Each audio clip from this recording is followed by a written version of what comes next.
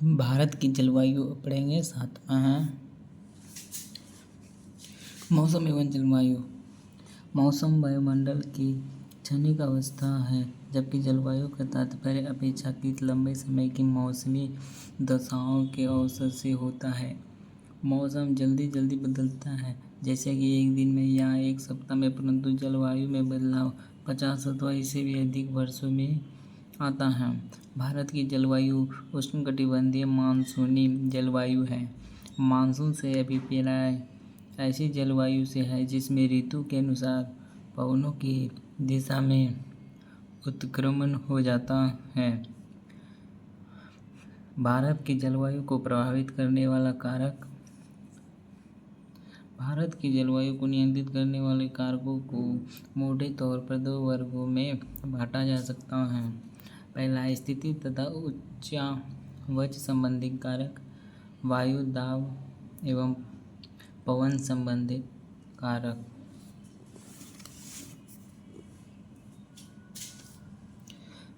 पहला, स्थिति तथा उच्चावच संबंधित कारक। इसमें पहला हम अक्षांश। कर्क रेखा पूर्व पश्चिम दिशा में देश के मध्य भाग से गुजरती है। इस प्रकार भारत का उत्तरी भाग शीतोष्णकटिबंधीय में और कर्क रेखा के दक्षिण में स्थित भाग उष्णकटिबंध में पड़ता है। उष्णकटिबंध भूमध्य रेखा के निकट होने के कारण सारा साल ऊंचे तापमान तथा कम दैनिक और वार्षिक तापांतर का अनुभव करता है।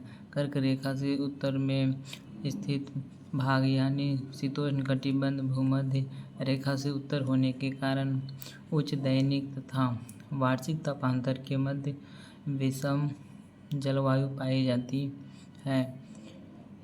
दूसरा, हिमालय पर्वत। यह अपनी सभी विस्तारों के साथ एक प्रभाव जलवायु विभाजन की भूमिका निभाता है। यह ठंडी उत्तरी पवनों से सुरक्षा प्रदान करती है। जवाब देने के लिए ये ठंडी पवनें उत्तरी ध्रुव के निकट पैदा करती हैं और मध्य तथा पूर्वी एशिया में आर पार बहती है। इसी प्रकार हिमालय पर्वत मानसून पवनों को रोककर उपमहाद्वीपीय वर्षा का कारण बनता है। समुद्र तल से ऊंचाई के साथ तापमान घटता है। विरल वायु के कारण पर्वतीय प्रदेश मैदानों की तुलना में अधिक ठंडे होते हैं, जैसे आगरा और दार्जिलिंग एक ही अक्षांश पर स्थित, किंतु जनवरी में आगरा का तापमान 16 डिग्री सेंटीग्रेड जबकि दार्जिलिंग में यह 4 डिग्री सेंटीग्रेड होता है। उच्चावच। भारत का भौतिक स्वरूप अथवा उच्चावच तापमान, वायुदाब, पवनों की गति एवं दिशा तथा ढाल की मात्रा और वितरण को प्रभावित करता है। जैसे जून एवं जुलाई के बीच पश्चिमी घाट तथा असम के पवनाभिमुखी ढाल अधिक वर्षा करते हैं, जबकि इसी दौरान पश्चिमी घाट के साथ लगा दक्षिणी पठार पवन विमुखी स्थिति के कारण कम वर्षा प्राप्त करता है। दूसरा था वायु दाब एवं पवनों से जुड़े कारक। भारत की स्थानीय जलवायु में पाई जाने वाली विविधता को निम्न 3 कारकों को क्रिया विधि को जानना आवश्यक है। पहला, वायु दाब एवं पवनों का धरातल पर वितरण। दूसरा, भूमंडलीय मौसम को नियंत्रित करने वाले कारकों एवं विभिन्न वायु संहतियों एवं जेट प्रवाह के अंतर्प्रवाह द्वारा उत्पन्न ऊपरी वायु संचरण। और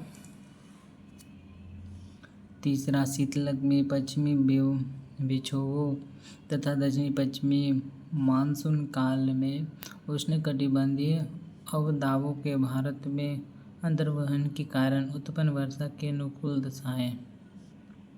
उपयुक्त तीनों कारकों का प्रभाव शीत एवं ग्रीष्म ऋतु में अलग अलग होता है। शीत ऋतु में प्रभाव। धरातलीय वायु दाब तथा पवनें। शीत ऋतु में भारत का मौसम मध्य एवं पश्चिमी एशिया में वायु दाब के वितरण से प्रभावित होता है। इस समय हिमालय के उत्तर में तिब्बत पर उच्च वायुदाब केंद्र स्थापित हो जाता है। इस समय इस उच्च वायु दाब केंद्र के दक्षिण में भारत उपमहाद्वीपीय की ओर निम्न स्तर पर धरातल के साथ साथ पवनों का प्रवाह प्रारंभ हो जाता है। मध्य एशिया के उच्च वायु दाब केंद्र से बाहर की ओर चलने वाले धरातलीय पवनें भारत में शुष्क महाद्वीपीय पवनों के रूप में पहुंचती है। ये महाद्वीपीय पवनें उत्तर पश्चिमी भारत में व्यापारिक पवनों के संपर्क में आती हैं, लेकिन इस संपर्क क्षेत्र की स्थिति अस्थायी नहीं होती है। कई बार वो इसकी स्थिति खिसक कर पूर्व में मध्य गंगा घाटी के ऊपर पहुंच जाती है। परिणाम स्वरूप मध्य गंगा घाटी तक संपूर्ण उत्तर पश्चिमी तथा उत्तरी भारत इन शुष्क उत्तर पश्चिमी पवनों के प्रभाव में आ जाता है। दूसरा, जेट प्रवाह और ऊपरी वायु परिसंचरण। ऊपरी वायु संचरण के निर्माण में पृथ्वी के धरातल के निकट वायुमंडलीय दाब की विभिन्नताएं की कोई भूमिका नहीं होती है। 9 से 13 किलोमीटर की ऊंचाई पर समस्त मध्य एवं पश्चिमी एशिया, पश्चिम से पूर्व बहने वाली पछुआ पवनों के प्रभाव भिन्न होता है। ये पवनें तिब्बत के पठार के समानांतर हिमालय के उत्तर में एशिया महाद्वीप पर चलती है। इन्हें जेट प्रवाह कहा जाता है। तिब्बत उच्च भूमि इन जेट प्रवाहों के मार्ग में अवरोधक का काम करती है, जिसके परिणाम स्वरूप जेट प्रवाह 2 भागों में बढ़ जाता है। इसकी एक शाखा तिब्बत के पठार के उत्तर में बहती है। जेट प्रवाह की दक्षिणी शाखा हिमालय की दक्षिण में पूर्व की ओर बहती है। इस दक्षिणी शाखा की औसत स्थिति फरवरी में लगभग 25 डिग्री उत्तरी अक्षांश रेखा के ऊपर होती है तथा इसकी दाब स्तर 200 से 300 मिलीबार होता है। जेट प्रवाह की यही दक्षिणी शाखा भारत में जोड़े के मौसम पर महत्वपूर्ण प्रभाव डालती है। पश्चिमी चक्रवातीय विक्षोभ तथा उष्णकटिबंधीय चक्रवात।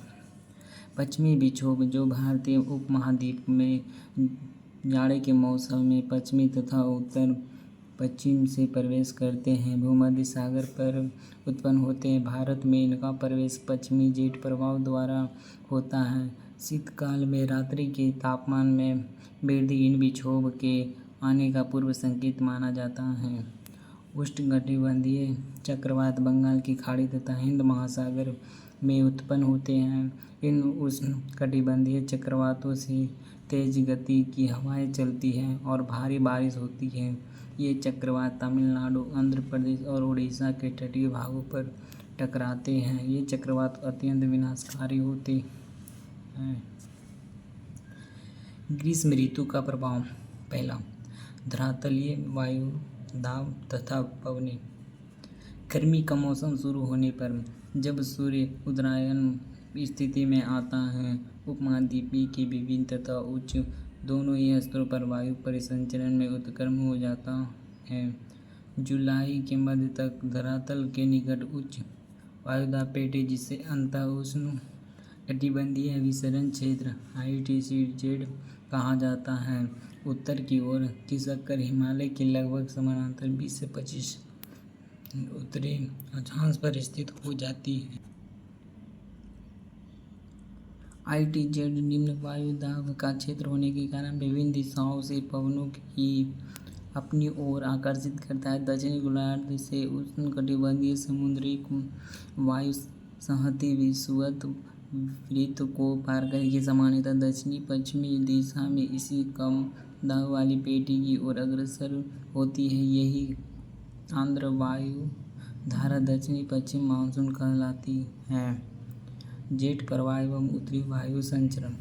जून में प्रायद्वीपीय के दक्षिणी भाग पर पूर्वी जेट प्रवाह 90 किलोमीटर प्रति घंटा की गति से चलता है। यह जेट प्रवाह अगस्त में 15 डिग्री उत्तर अक्षांश पर तथा सितंबर में 22 डिग्री अक्षांश पर स्थित हो जाता है।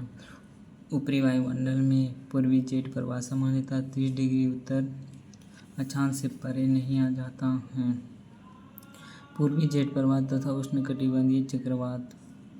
पूर्वी जेट प्रवाह उष्णकटिबंधीय चक्रवात को भारत में लाता है। ये चक्रवात भारतीय उपमहाद्वीप में वर्षा के वितरण में महत्वपूर्ण भूमिका निभाते हैं। इन चक्रवातों के मार्ग भारत में सर्वाधिक वर्षा वाले भाग हैं। इन चक्रवातों की बारंबारता, दिशा, गहनता एवं प्रवाह एवं लंबे दौर में भारत की ग्रीष्मकालीन मानसूनी वर्षा की प्रतिरूप निर्धारण पर पड़ता है। मानसूनी पवनों द्वारा समय समय पर अपनी दिशा पूर्णतया बदल लेने के कारण भारत में निम्न 4 ऋतु चक्रवत पाई जाती हैं। शीत ऋतु 15 दिसंबर से 15 मार्च तक, ग्रीष्म ऋतु 16 मार्च से 15 जून तक, वर्षा ऋतु 16 जून से 15 सितंबर तक, शरद ऋतु 16 सितंबर से 14 दिसंबर तक। ये तिथियां एक सामान्य सीमा रेखा को तय करती हैं। मानसून पवनों के आगमन एवं प्रत्यावर्तन में होने वाले विलंब इनको पर्याप्त रूप से प्रभावित करता है। उत्तरी भारत के मैदानी भाग में शीत ऋतु में वर्षा पश्चिम विक्षोभ या जेट स्ट्रीम के कारण होती है। राजस्थान में इन वर्षा को मावठ कहते हैं। अंतः उष्णकटिबंधीय अभिसरण क्षेत्र inter tropic convergence zone ITCZ विषुवत पर स्थित अंतः उष्णकटिबंधीय अभिसरण क्षेत्र एक विभिन्न वायुदाब वाला क्षेत्र है। इस क्षेत्र में व्यापारिक पवनें मिलती हैं, अतः इस क्षेत्र में वायु ऊपर उठने लगती है। जुलाई के महीने में ITCZ 20 से 25 डिग्री उत्तर अक्षांशों के आसपास गंगा के मैदान में स्थित हो जाता है। इसे कभी कभी मानसूनी गर्त भी कहते हैं। यह मानसूनी गर्त उत्तर एवं उत्तर पश्चिम भारत पर तापीय निम्न वायुदाब के विकास को प्रोत्साहित करता है। ITCZ के ऊपर की ओर खिसकने के कारण दक्षिणी गोलार्ध को व्यापारिक पवनें 40 डिग्री से 60 डिग्री देशांतर के बीच विषुवत वृत्त को पार कर जाती है। कोरियोलिस बल के प्रभाव से विषुवत वृत्त को पार करने वाले इन व्यापारिक पवनों की दिशा दक्षिण पश्चिम से उत्तर पूर्व की ओर हो जाती है। यही दक्षिण पश्चिम मानसून है। शीत ऋतु में ITCZ दक्षिण की ओर खिसक जाता है। इसी के अनुसार पवनों की दिशा दक्षिण पश्चिम से बदलकर उत्तर पूर्व हो जाती है। यही उत्तर पूर्व मानसून है।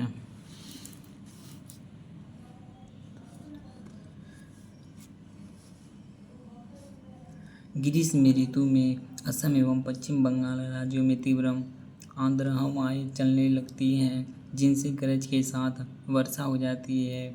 इन हवाओं को पूर्वी भारत में नॉर्'वेस्टर एवं बंगाल में काल वैसाखी के नाम से जाना जाता है।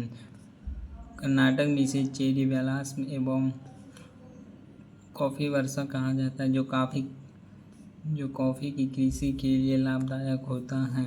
आम की फसल के लाभदायक होने के कारण इसे दक्षिण भारत केरल में आम्र वर्षा मैंगो शॉवर कहते हैं। उत्तर पश्चिम भारत के शुष्क भागों में ग्रीष्म ऋतु में चलने वाली गर्म एवं शुष्क हवाओं को लू कहा जाता है। वर्षा ऋतु में उत्तर पश्चिम भारत तथा पाकिस्तान में उष्णदाब का क्षेत्र बन जाता है, जिसे मानसून गर्त कहते हैं। इसी समय उत्तरी अंत उष्ण अभिसरण NITC उत्तर की ओर खिसकने लगती है, जिसके कारण विषुवत रेखीय पछुआ पवन एवं दक्षिणी गोलार्ध की दक्षिण पूर्वी वाणिज्यिक पवन विषुवत रेखा को पार कर फेलेर के नियम का अनुसरण करते हुए पवन में प्रवाहित होने लगती है, जिसे दक्षिण पश्चिम मानसून के नाम से जाना जाता है। भारत की अधिकांश वर्षा लगभग 80% इसी मानसून से होती है। भारत की प्रायद्वीपीय आकृति के कारण दक्षिण पश्चिम के मानसून 2 शाखा में विभाजित हो जाती है, अरब सागर की शाखा तथा बंगाल की खाड़ी की शाखा। अरब सागर से उत्पन्न होने वाले मानसून पवन 3 शाखाओं में बढ़ती है।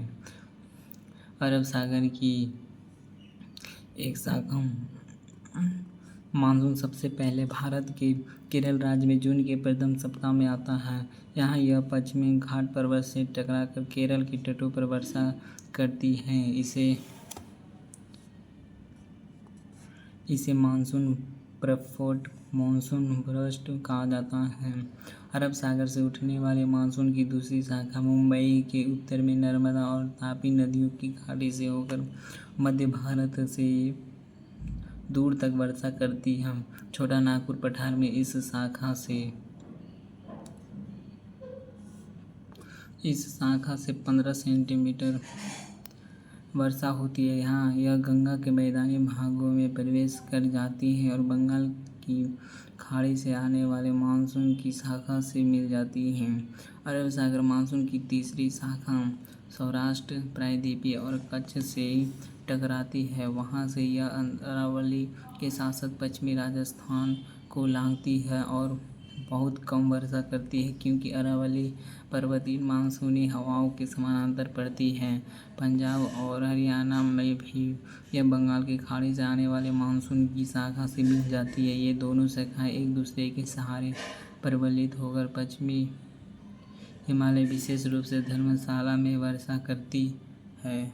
नेक्स्ट, गारो, खासी एवं जनजातीय पहाड़ियों पर बंगाल की खाड़ी से आने वाले हवाएं दक्षिण पश्चिम मानसून की शाखा अधिक वर्षा लाती है, जिसके कारण यहाँ स्थित मासिनराम मेघालय विश्व में सर्वाधिक वर्षा प्राप्त करने वाला स्थान है, लगभग 1141 सेंटीमीटर। मानसून की अरब सागर शाखा तुलनात्मक रूप से अधिक शक्तिशाली होती है। दक्षिण पश्चिम मानसून द्वारा लाए हुए आर्द्रता का 65% भाग अरब सागर से एवं 35% भाग बंगाल की खाड़ी से आता है। मौसम के अनुसार वार्षिक वर्षा का वितरण। वर्षा का मौसम समयावधि वर्षा। दक्षिणी पश्चिम मानसून जून से सितंबर 73.7%। पर्वतीय मानसून काल अक्टूबर से दिसंबर 13.3%। पूर्व मानसून काल मार्च से मई 10.0%। शीत ऋतु या उत्तर पश्चिम मानसून जनवरी फरवरी 2.6 सेंटीमीटर। तमिलनाडु तट वर्षा ऋतु में शुष्क रह जाता है, इसके लिए दो कारक उत्तरदायी हैं। पहला, तमिलनाडु तट बंगाल की खाड़ी के मानसून पवनों के समानांतर पड़ता है। दूसरा, दक्षिण पश्चिम मानसून की अरब सागर शाखा के दृष्टि में स्थित है।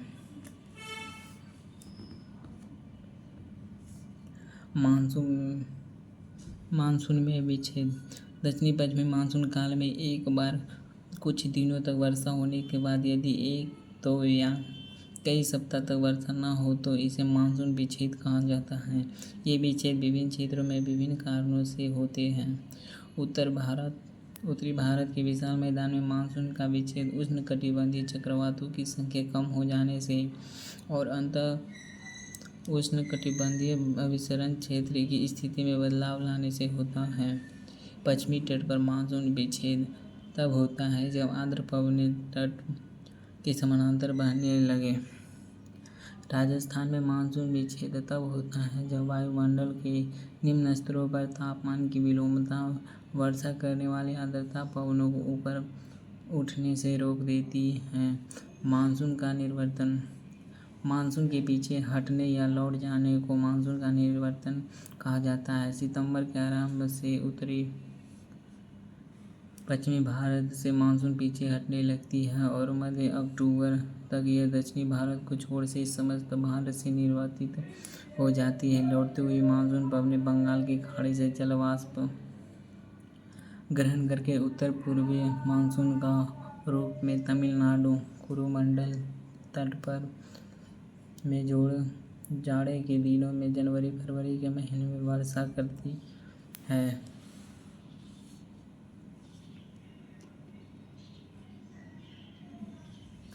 शरद ऋतु को मानसून परिवर्तन का काल वेस्टर्नी मानसून सीजन कहा जाता है। इस ऋतु में बंगाल की खाड़ी एवं अरब सागर में उष्णकटिबंधीय चक्रवातों की उत्पत्ति होती है। इन चक्रवातों में पूर्वी तटीय क्षेत्रों में मुख्यतः आंध्र प्रदेश एवं उड़ीसा तथा पश्चिमी तटीय क्षेत्र में गुजरात में काफ़ी क्षति पहुंचती है।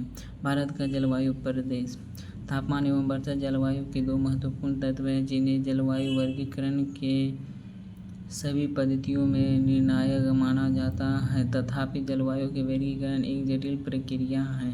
कोपे ने अपने जलवायु वर्गीकरण का आधार तापमान तथा वर्षण के मानसून मानों रखा है। कोपेन की पद्धति पर आधारित भारत की जलवायु निम्न 5 प्रकार की है। पहला, उष्णकटिबंधीय जलवायु। यहाँ सारा वर्ष औसत मासिक तापमान 10 डिग्री सेंटीग्रेड से अधिक रहता है। दूसरा, शुष्क जलवायु। यहाँ तापमान की तुलना में वर्षण बहुत ही कम होता है। शुष्कता कम होने पर यह अर्ध शुष्क मरुस्थल एस कहलाता है। शुष्कता अधिक है तो वह मरुस्थल डब्लू होता है। गर्म जलवायु। यहाँ सबसे ठंडे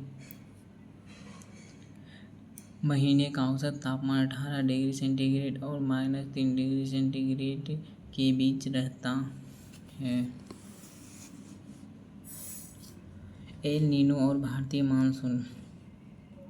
एल नीनो एक जटिल मौसम तंत्र है जो हर 5 या 10 साल बाद प्रकट होता रहता है। इसके कारण संसार के विभिन्न भागों में सूखा, बाढ़ और मौसम की चरम अवस्थाएं आती हैं।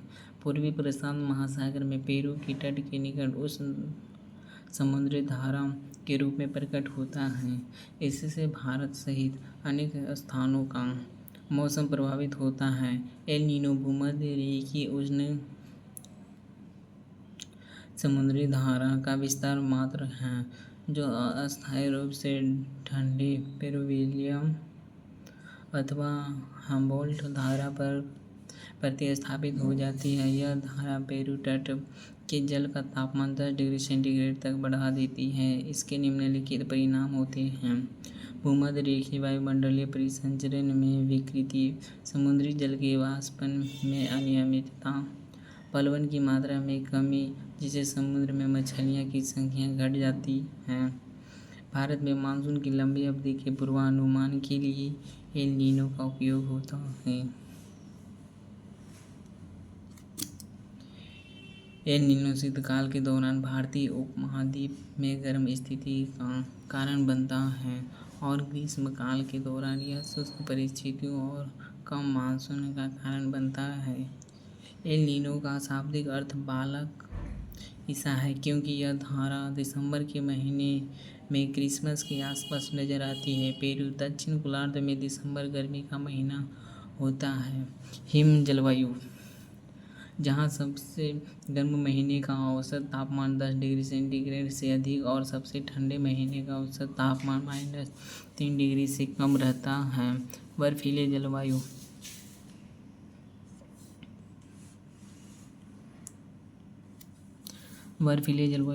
यह सबसे गर्म महीने का तापमान 10 डिग्री सेंटीग्रेड से कम रखता है। कोपेन ने जलवायु प्रकारों को व्यक्त करने के लिए वह संकेतों का प्रयोग किया है।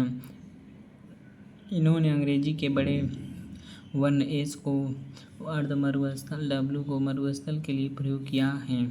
इसी प्रकार उप विभागों को व्यक्त करने के लिए अंग्रेजी छोटे वर्णों का प्रयोग किया जाता है, जैसे एफ पर्याप्त वर्षण, एम शुष्क मानसून होते हुए वर्षावन, डब्लू शुष्क शीत ऋतु, एच शुष्क और गर्म, सी 4 महीने से कम अवधि में औसत तापमान 10 डिग्री सेंटीग्रेड से अधिक, और जी गंगा का मैदान।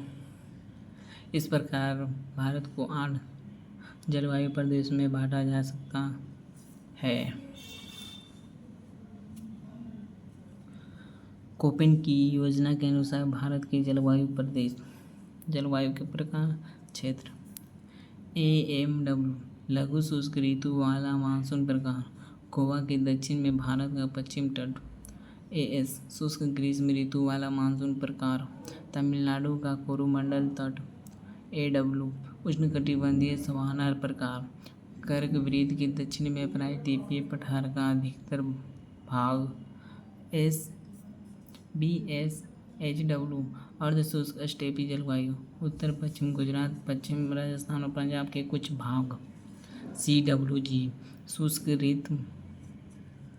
शुष्क शीत ऋतु वाला मानसून प्रदेश, गंगा का मैदान, पूर्वी राजस्थान, उत्तरी मध्य प्रदेश एवं उत्तरी पूर्व भारत का अधिकतर प्रदेश। DFC लघु ग्रीष्म तथा ठंडे आर्द्र शीत ऋतु वाला जलवायु प्रदेश, अरुणाचल प्रदेश। ध्रुवीय प्रकार, जम्मू एवं कश्मीर, लद्दाख, हिमाचल प्रदेश और उत्तराखंड। Next page. 8वां भारत की मृदाएं। मिट्टी के अध्ययन के विज्ञान को मृदा विज्ञान पेडोलॉजी कहा जाता है। भारतीय कृषि अनुसंधान परिषद ने भारत की मिट्टियों को 8 वर्गों में विभाजित किया है, जो निम्न है। पहला, जलोढ़ मृदाएं, एलुवियल सॉइल। यह नदियों द्वारा लाई गई मिट्टी है। इस मिट्टी में पोटास की बहुलता होती है, लेकिन नाइट्रोजन, फास्फोरस एवं ह्यूमस की कमी होती है। यह भारत की सबसे उपजाऊ मृदा है। इसमें धान, गेहूँ, मक्का, तिलहन, दलहन, आलू आदि फसलें उगाई जाती हैं।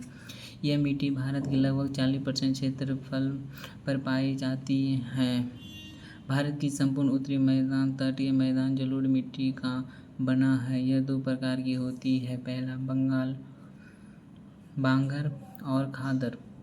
पुराने जलोढ़ मिट्टी को बांगर तथा नई जलोढ़ मिट्टी को खादर कहा जाता है। जलोढ़ मिट्टी उर्वरता के दृष्टिकोण से काफ़ी अच्छी मानी जाती है। दूसरा, काली मृदाएं, ब्लैक सॉइल। इसका निर्माण सेबाल्ट चट्टानों के टूटने फटने से होता है। इसमें आयरन, चूना, एल्यूमीनियम एवं मैग्नीशियम की बहुलता होती है।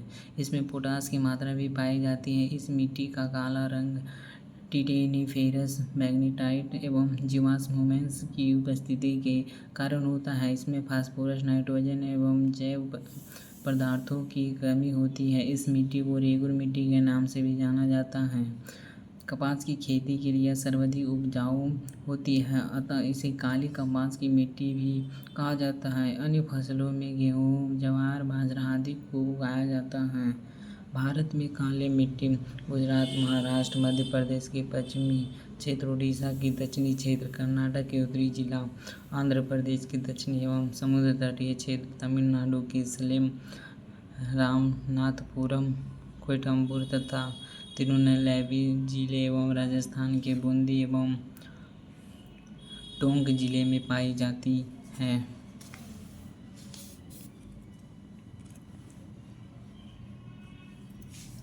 काला मृदाएं, लाल मृदाएं। तीसरा, लाल मृदाएं, रेड सॉइल।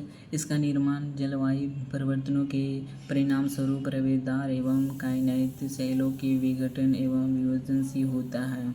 इस मिट्टी में सिलिका एवं आयरन की बहुलता होती है।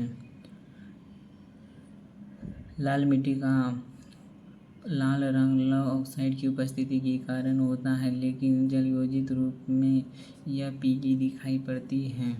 यह अम्लीय प्रकृति की मिट्टी होती है। इसमें नाइट्रोजन, फास्फोरस एवं ह्यूमस की कमी होती है। यह मिट्टी प्रायः उर्वरता विहीन बंजर भूमि के रूप में पाई जाती है। इस मिट्टी में कपास, गेहूँ, दालें व मोटे अनाज की कृषि की जाती है।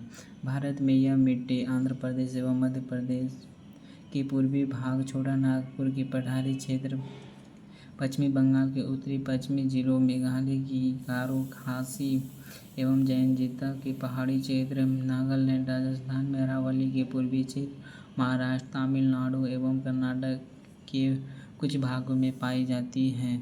चूना का इस्तेमाल कर लाल मिट्टी की उर्वरता बढ़ाई जा सकती है। लेटेराइट मृदाएं, लेटेराइट सॉइल। लेटेराइट मृदा उच्च ताप व भारी वर्षा वाले क्षेत्र में विकसित होता है। ये मृदाएं उष्णकटिबंधीय वर्षा के कारण हुए तीव्र निक्षालन का परिणाम है। वर्षा के साथ चूना और सिलिका तो निक्षालित हो जाते हैं तथा लोहे के ऑक्साइड और एल्यूमीनियम के यौगिक से भरपूर मृदाएं शेष रह जाती है। उच्च तापमान में आसानी से पनपने वाले जीवाश्म ह्यूमस की मात्रा को तेजी से नष्ट कर देती है। इसमें देखना है NCERT क्लास 11 का भौतिक पर्यावरण पेज नंबर 72।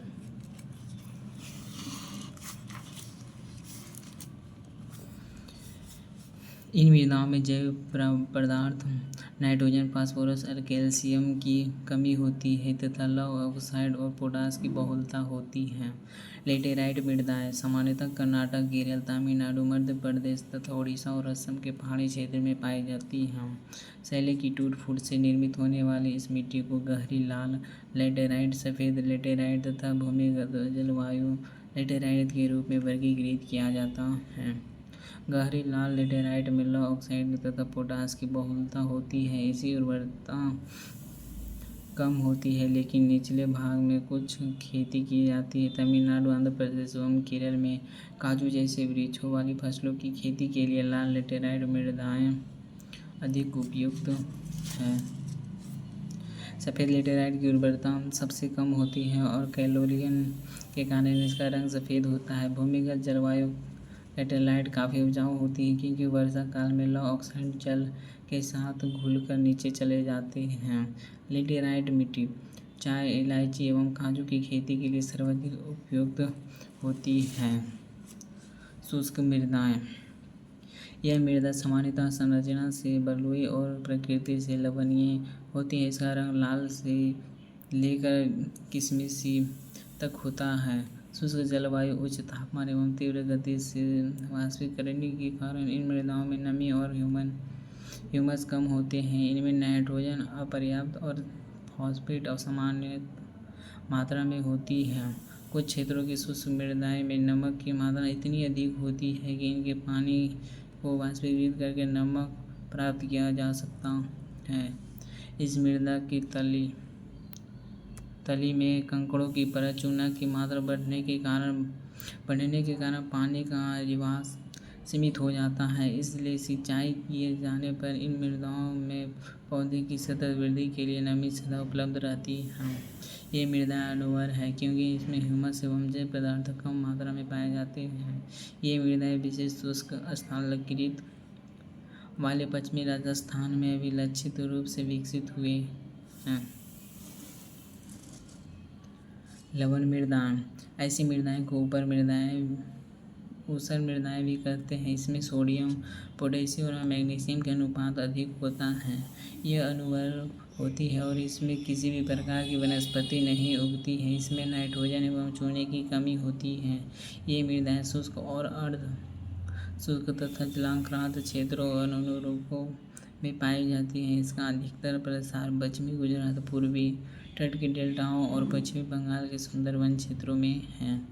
कच्छ, केरल में दक्षिण पश्चिम मानसून के साथ नमक के कण आते हैं, जो एक पहाड़ी के रूप में ऊपर सतह पर जमा हो जाते हैं। हरित क्रांति वाले क्षेत्रों में अत्यधिक सिंचाई के कारण जलोढ़ मृदाएं भी लवणीय होती जा रही है और मृदा की ऊपरी परत पर नमक जमा हो जाता है। मृदा की लवणता की ऐसी समस्या से निपटने के लिए खासकर